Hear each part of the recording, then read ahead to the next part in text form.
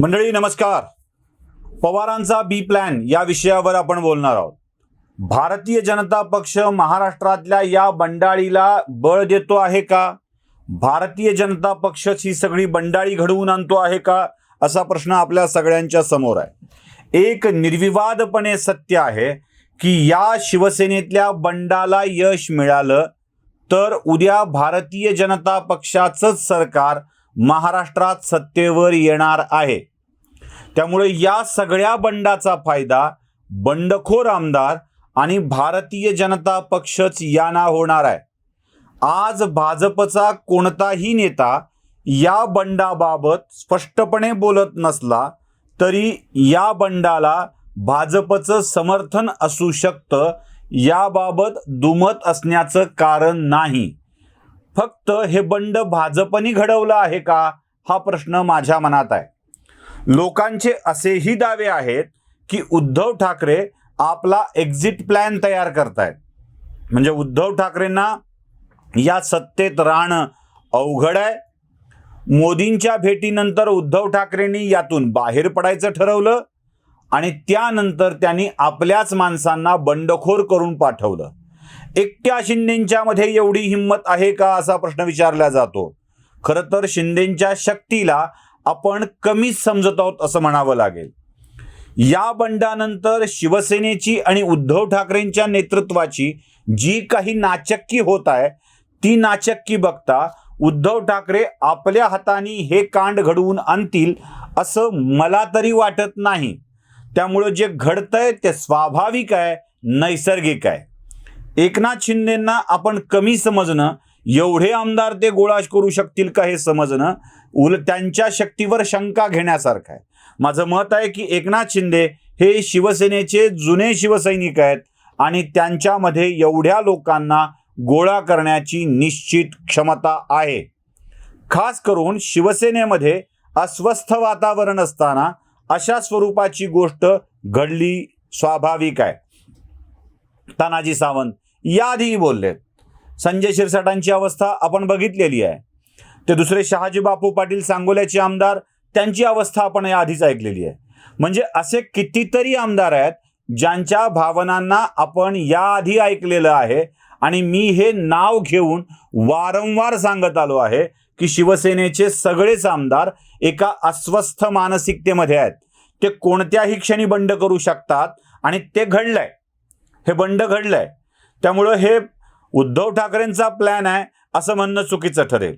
एक वेळ भाजपचा प्लॅन आहे असा दावा करणं योग्य ठरू शकेल. माझं तर मत अजून दुसरं आहे. हा प्लॅन शरद पवारांचाही असू शकतो का?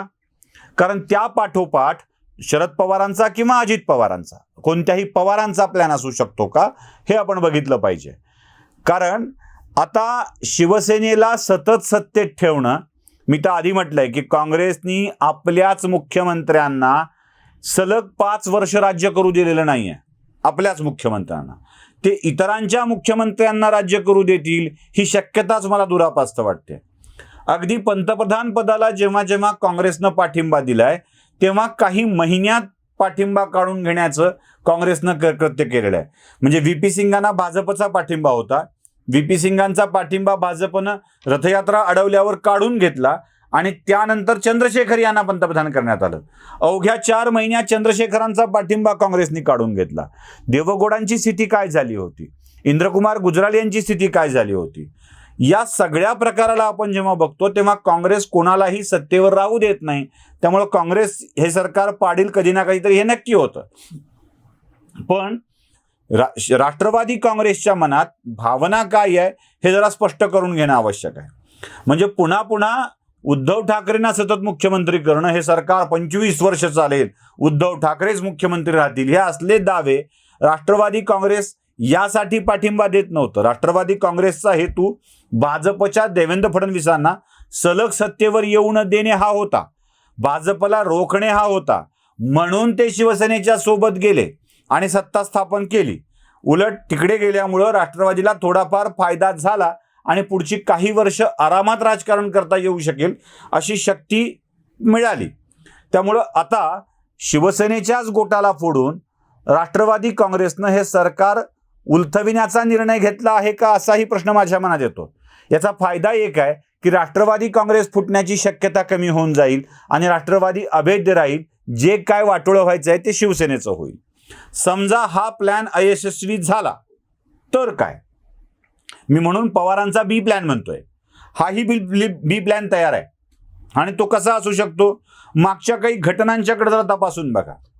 म्हणजे 2019 साली राष्ट्रपती राजवट उठवण्यासाठी, आपण असंच म्हणूया ना, ते सगळे म्हणतात की पवार साहेबांचाच हा डाव होता.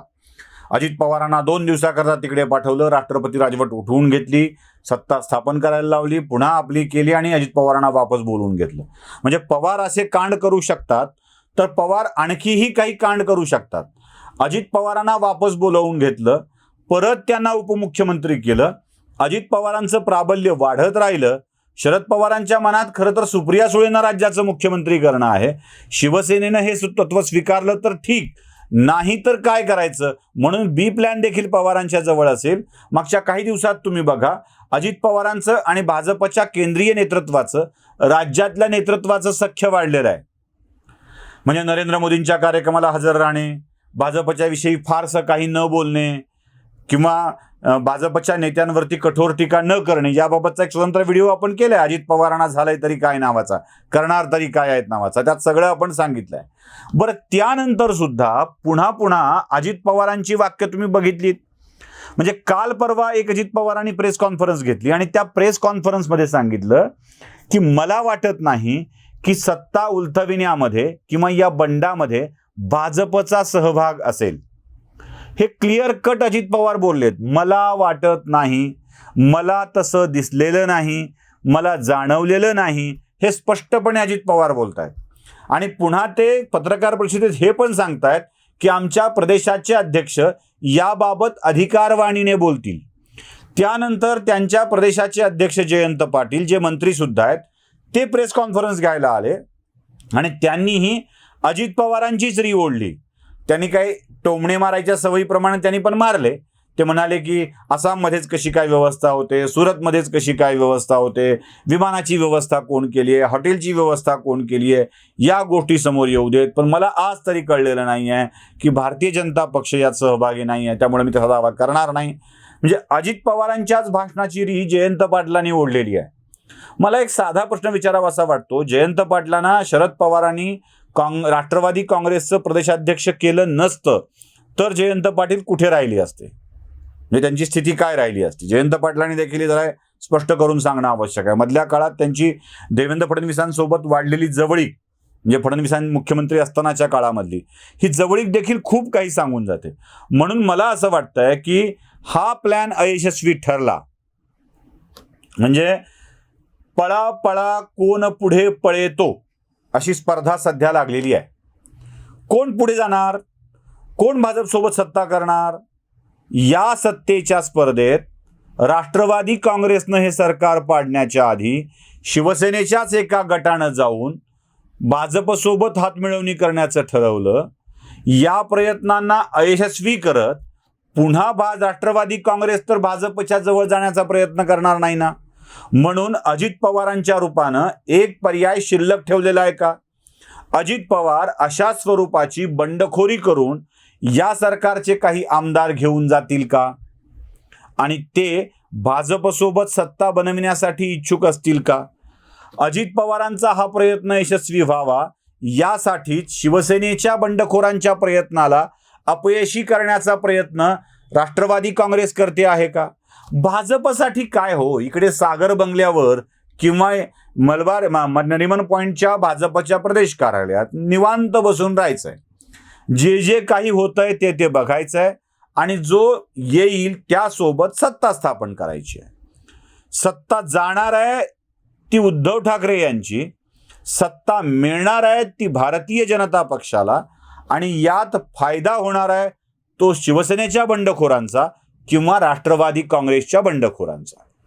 म्हणूनच शरद पवारांनी शिवसेनेला आणि शिवसेनेच्या बंडखोरांना फायदा होऊ नये यासाठीच आपला बी प्लॅन तयार ठेवलाय का? जेणेकरून अजित पवारच भाजपशी संपर्क करतील आणि पुन्हा राष्ट्रवादी काँग्रेसचा एक मोठा गट सत्तेची फळं चाखत राहील. हाच तर शरद पवारांचा बी प्लॅन आहे का? म्हणूनच हे बंड मोडून काढण्यासाठी पवार पुढे आलेत का? म्हणूनच त्यांनी आपली जबाबदारी खांद्यावर घेतली आहे का? आणि म्हणूनच शरद पवारांच्या या बंडाला संजय राऊतांचा भरपूर पाठिंबा मिळतोय का? हे सगळं अनाकलनीय आहे मित्रांनो, गूढ आहे आणि हेच गूढ आपल्याला उलगडत उलगडत बघावं लागणार आहे. म्हणूनच या प्लॅनला मी शरद पवारांचा बी प्लॅन असं म्हणतोय. तुम्हालाही माझा मुद्दा आवडत असेल तर लाईक, शेअर आणि सबस्क्राईब नक्की करा. धन्यवाद.